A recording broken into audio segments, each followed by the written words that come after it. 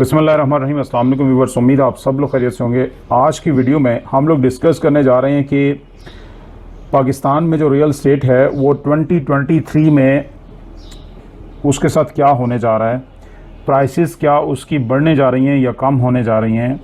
और क्योंकि ये नया बजट भी आ चुका है और इस नए बजट में टैक्सेस गवर्नमेंट ने इम्पोज़ किए हैं रियल स्टेट के ऊपर, काफ़ी सारे टैक्सेस हैं। उन टैक्सेस की डिटेल्स भी बताएंगे और फिर हम आपको साथ में ये भी बताएंगे कि वो किस तरह से इम्पैक्ट करने जा रहे हैं प्रॉपर्टीज़ के ऊपर। और लोग क्या प्रॉपर्टीज़, जिन लोगों ने प्रॉपर्टीज़ बाय की हुई हैं, क्या उन्हें मज़ीद रखनी चाहिए या सेल कर देनी चाहिए, या फर्दर जो इन्वेस्टमेंट करना चाहते हैं अभी उन्हें करनी चाहिए या नहीं करनी चाहिए। ये सारी वीडियो देखने के बाद आप ये डिसीजन करने के काबिल होंगे कि आगे आपको इन्वेस्टमेंट के लिहाज से अपनी प्रॉपर्टीज़ के साथ क्या करना चाहिए। तो चलें वीडियो स्टार्ट करते हैं। सबसे पहला जो टैक्स है एडवांस विद होल्डिंग टैक्स है, जो कि at the time of purchase आपको पे करना पड़ता है। ये फाइलर के लिए पहले 1% था, अब गवर्नमेंट ने इसको 2% कर दिया है। और नॉन फाइलर के लिए पहले 2% था और अब ये 5% हो गया है। यानी लेट से अगर फाइलर इससे पहले एक प्रॉपर्टी लेता था 1 करोड़ की, तो उसे 1 लाख रुपए पे करने पड़ते थे, अब उसे 2 लाख पे करने पड़ेंगे। नॉन फाइलर पहले 1 करोड़ की प्रॉपर्टी लेता था, उसे 2 लाख पे करने पड़ते थे, अब उसे 5 लाख पे करने पड़ेंगे। तो टैक्स का जो ये वाला पॉइंट है विद होल्डिंग टैक्स, ये बाद में एडजस्टेबल होता है, लेकिन at the time of purchase आपको ये पे करना पड़ता है। अब हम नेक्स्ट पॉइंट की तरफ चलते हैं। लेट से एक प्रॉपर्टी है 2 करोड़ 50 लाख की, और गवर्नमेंट उसके ऊपर ये कंसीडर करेगी अब कि उसका जो ईयरली प्रॉफिट है वो 5% है, और फिर ईयरली बेसिस के ऊपर गवर्नमेंट जो है वो उसका 1% आपको उसका गवर्नमेंट को टैक्स देना पड़ेगा। और नंबर 3 के ऊपर है capital gain. Capital gain tax जो है वो फर्स्ट ईयर के लिए 15% है प्रॉफिट के ऊपर। लेट से एक प्रॉपर्टी आपने ख़रीदी 1 करोड़ की और आपने उसको सेल कर दिया 1 करोड़ 15 लाख का, तो जो 15 लाख के ऊपर आपका टैक्स है वो 15% जाएगा। अब ये वाला जो टैक्स है फर्स्ट ईयर के लिए 15%, अगर आपकी प्रॉपर्टी ख़रीदे हुए दूसरा साल हो गया तो दूसरे साल आपका इसमें से 2.5% यानी 15% में से कम हो जाएगा। पहले ये 4 साल तक इस तरह था, अब 6 साल तक होगा कि अगर आपने 6 साल तक कोई प्रॉपर्टी रखी है तो उसमें फिर ईयरली बेसिस के ऊपर 2.5% उसमें से कम होता जाएगा।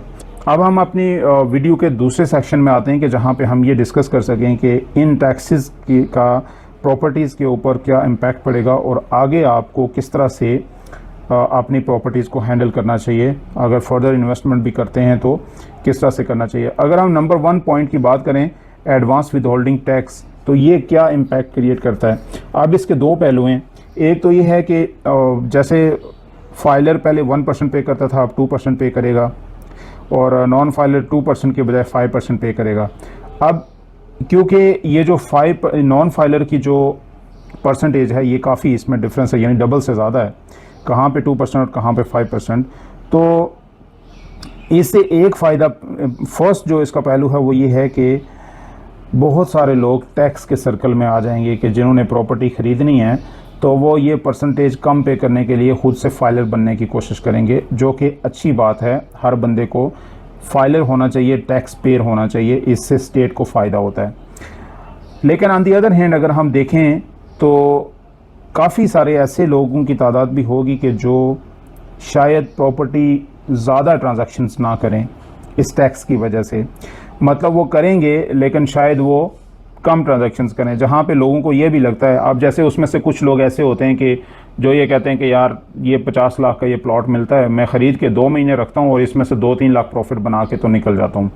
अब अगर उसको वो नॉन फाइलर हुआ तो अगर 3 महीने या 4 महीने रखने से, होल्ड करने से 5% टैक्स पे करना पड़ गया तो वो नहीं कर सकेगा, क्योंकि शॉर्ट टर्म की यहाँ पे फिर सेलिंग बाइंग जो है वो बहुत कम हो जाएगी इन टैक्सेस की वजह से। और इसी तरह अगर दूसरी तरफ हम देखें कि लेट से दूसरे पॉइंट के अंदर जो मैंने आपको बताया कि 2,50,000 से जो प्रॉपर्टी ज़्यादा होगी तो उसका गवर्नमेंट ये मतलब कंसिडर करती है कि जो इसका प्रॉफिट है वो 5% है ईयरली बेसिस के ऊपर, और 5% का आपको 1% देना पड़ेगा। अब अगर एक आदमी है, उसने अपनी प्रॉपर्टी रखी हुई है, तो उसमें प्रॉफिट होता है या नहीं होता, कम होता है, ज़्यादा होता है, गवर्नमेंट के कागज़ों में उसका 5% प्रॉफिट है और आपको 1% देना ही देना है। तो किसी ना किसी हद तक ये वाली चीज़ भी प्रॉपर्टी की सेलिंग बाइंग के ऊपर इम्पैक्ट क्रिएट करेगी। लेकिन आखिर में मैं आपको एक चीज़ बताऊंगा कि इनफैक्ट होना क्या चाहिए और जो दूसरी कंट्रीज़ हैं वो करती क्या हैं। और कैपिटल गेन को भी अगर आप देखें तो 4 ईयर्स से 6 ईयर्स तक चला जाता है। मेरे ख्याल से ये इतना ज़्यादा इम्पैक्ट क्रिएट नहीं करेगा सेलिंग बाइंग के ऊपर, क्योंकि जिस बंदे ने 4 साल होल्ड करनी है उसने 6 साल भी कर लेनी है। तो इससे मेरे ख्याल से कोई इतना बड़ा फ़र्क नहीं पड़ेगा, थोड़ा बहुत फ़र्क पड़ेगा। लेकिन जो मैं आपको कह रहा था कि मैं दूसरी तरफ आपको एक चीज़ और भी बताता चलूँ कि जितनी भी कंट्रीज़ हैं जो मतलब वेल प्लान्ड का उनका मैनेजमेंट सिस्टम होता है इकोनॉमी को चलाने का, वो सब लोग टैक्स पे करते हैं। ये सारे टैक्सेस, इवन के इससे ज़्यादा टैक्सेस, कई गुना ज़्यादा टैक्सेस ऐसी कंट्रीज़ हैं कि जो पे करती हैं, लेकिन वहाँ पे प्रॉपर्टी का काम चलता है, रुकता नहीं है। मैं आखिर में आप सब लोगों को ये बताना चाहता हूँ कि टैक्सेस से डरना नहीं है, टैक्सेस को पे करना है। किसी भी स्टेट का अगर दारोमदार होता है वो टैक्सेस के ऊपर होता है। अगर प्रॉपर्टी के ऊपर ये टैक्सेस लग रहे हैं तो ये दूसरी कंट्रीज़ में भी लगते हैं। लेकिन ये है कि यहाँ पे पाकिस्तान में इतना ज़्यादा इसका वो नहीं है। लोग जब टैक्स पे करने की बारी आती है तो लोग इसको जो है वो समझते हैं कि पता नहीं हमारे पे क्या बर्डन आ गया है। ऑब्वियसली जब इसमें से कमाई होती है तो फिर गवर्नमेंट को भी इसका हिस्सा जाना चाहिए।